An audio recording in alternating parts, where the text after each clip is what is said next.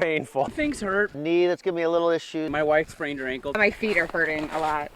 This is an extreme hike, 30.1 miles through the Ozark Mountains to raise money for cystic fibrosis research. 33 hikers, each with a personal story, battle, connection with the disease. Susie Hunt's husband died from cystic fibrosis 4 years ago. I send balloons to heaven, and so I sent one last night before the event, and I wrote on the balloon, I said, Jim, this one's for you, and that's another thing that kept me going. Mike Burke was diagnosed with the disease at 14 months old. He was given 4 years to live.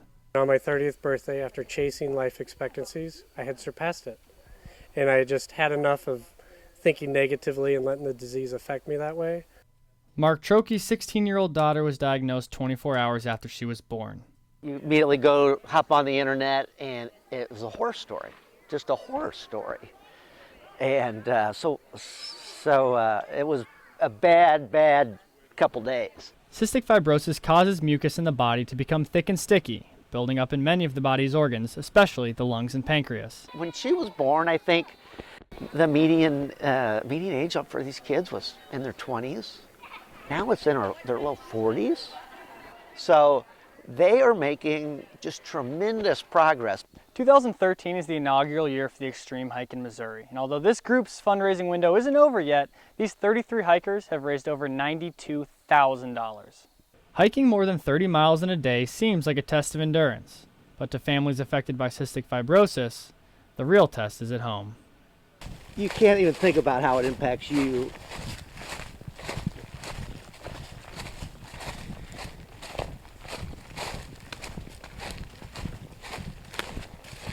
When your kid is dealing with it every day.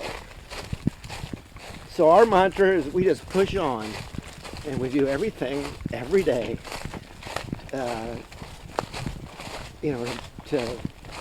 give her more days. That's what we do. 30 minutes From Mark Twain National Forest, Sam Eustace, KMUH Sports.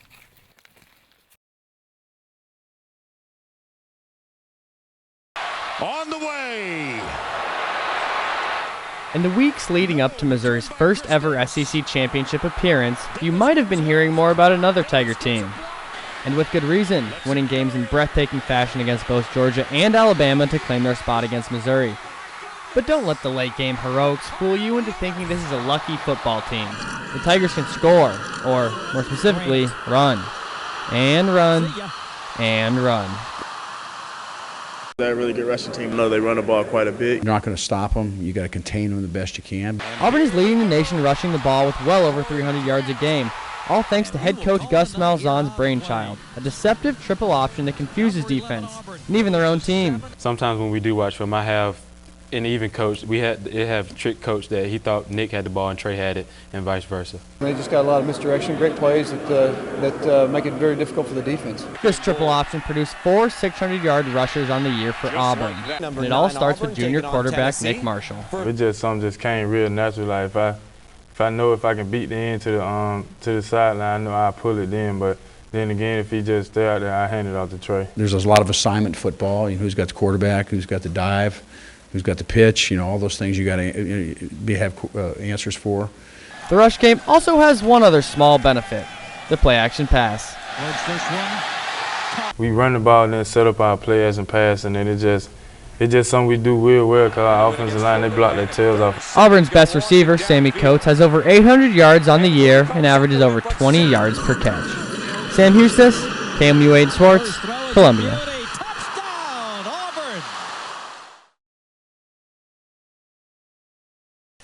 Blame it on the fastest 40 minutes in basketball.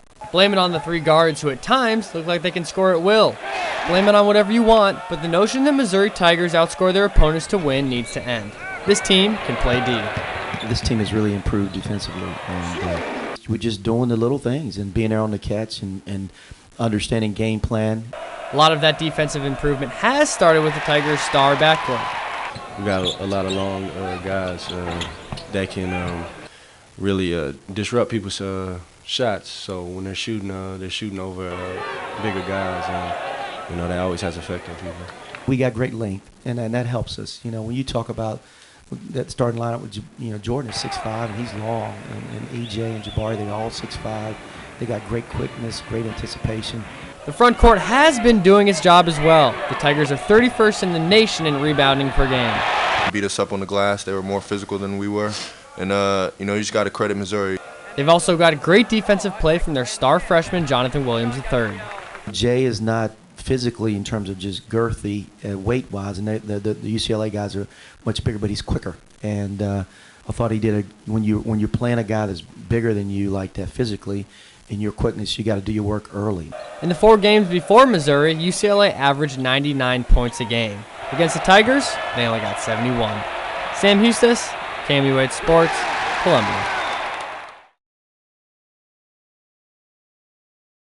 Oxford. Meanwhile, the Mizzou men's basketball team has scored most of its points this year with guard play, but as KMUH Sam Hustis shows us, it's how the Tigers are scoring those points that might surprise you. 2/3 of Missouri's made field goals have been scored by guards this year. With numbers like that, you might assume the team prefers to score from the perimeter. The Missouri coaching staff, they've been preaching quite the opposite. If you take jump shots, you're not going to play. We need to drive the ball to the lane. Good things happen for the Tigers when they get into the paint, as Missouri has guards like Jordan Clarkson that can score around the basket. Jordan has a great pace to his game, and he just has a good stop and go and excellent handle, and he has size, so when he gets to the rim, he can finish above you. So he's a hard matchup. Penetrating into the lane has also opened up opportunities for other players.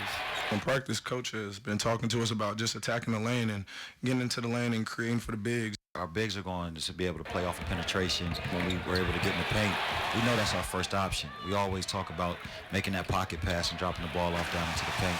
Missouri's attacking style of play has also translated to more attempts at the free throw line. The Tigers are averaging over 15 more attempts at the charity stripe than their opponents so far this year.